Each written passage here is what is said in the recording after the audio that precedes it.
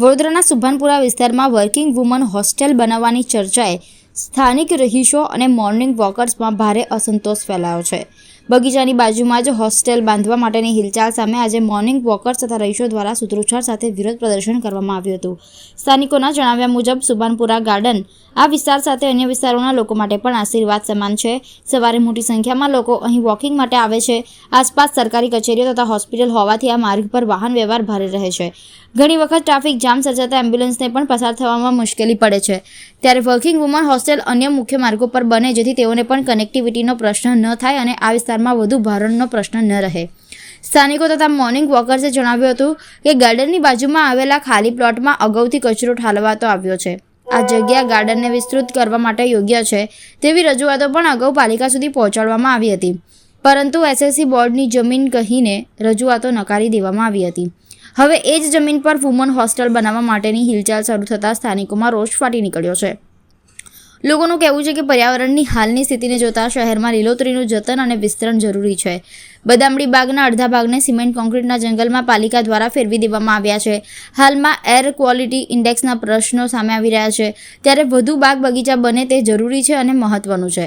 મહાનગરપાલિકા વિકાસને માત્ર કોન્ક્રીટના બાંધકામ સુધી મર્યાદિત માને છે, જેમાં બદલાવ જરૂરી છે. સ્થાનિકોની સ્પષ્ટ માંગણી છે કે વર્કિંગ વુમન હોસ્ટેલ માટે અન્ય યોગ્ય સ્થળ પસંદ કરવામાં આવે અને આ ખાલી પ્લોટને ગાર્ડન તરીકે વિકસાવીને જાહેર ઉપયોગ માટે જાળવી રાખવામાં આવે.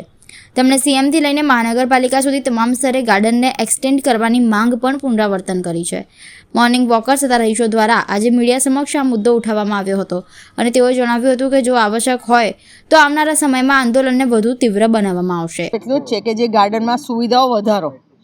આ તો તમે બાજુમાં ન્યુસન્સ જ લાવી રહ્યા છો. વુમન્સ હોસ્ટેલ એટલે ન્યુસન્સ જ કહેવાય. તમે કશું રોકી નહીં શકો ત્યાં આગળ.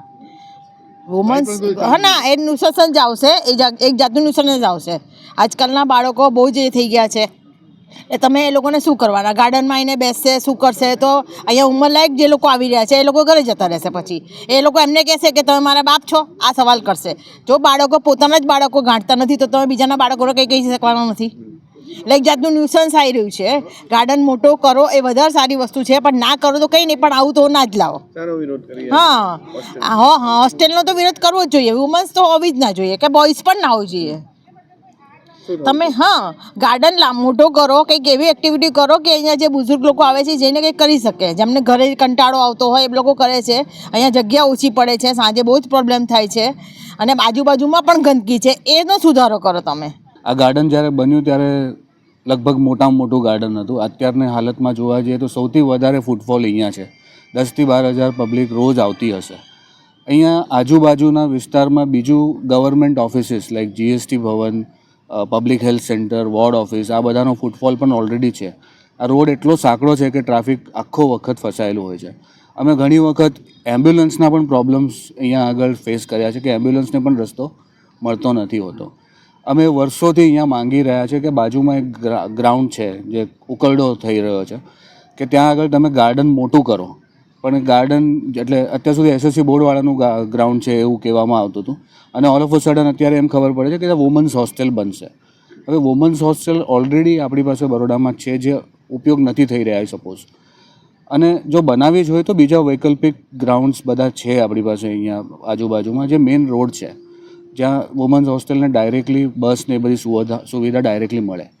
તો અમે લોકો ખાલી એટલું જ કહીએ છીએ કે અહીંયા ગાર્ડન મોટું કરો, પરિવાર શું કહેવાય એન્વાયરમેન્ટને ફાયદો થાય.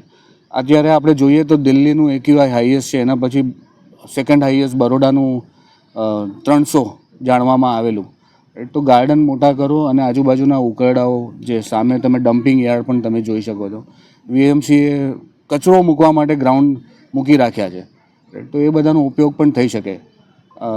આ પાછળ જે વુમન્સ હોસ્ટેલની જગ્યા છે એ તમે ગ્રાઉન્ડ મોટું કરીને, ગાર્ડન મોટું કરીને ત્યાં આગળ પાર્કિંગની વ્યવસ્થા અથવા તો બીજા બહુ બધા ઓપ્શન થઈ શકે છે. સો એ જ માંગણી છે. અમે લોકોએ આ બધી જ એપ્લિકેશન આગળ પણ મોકલેલી, પણ પછી એવું સાંભળવા આવ્યું કે બરોડાના કયા ગાર્ડનમાં પાર્કિંગની સુવિધા છે. તો જો નથી તો એ થઈ પણ ના શકે.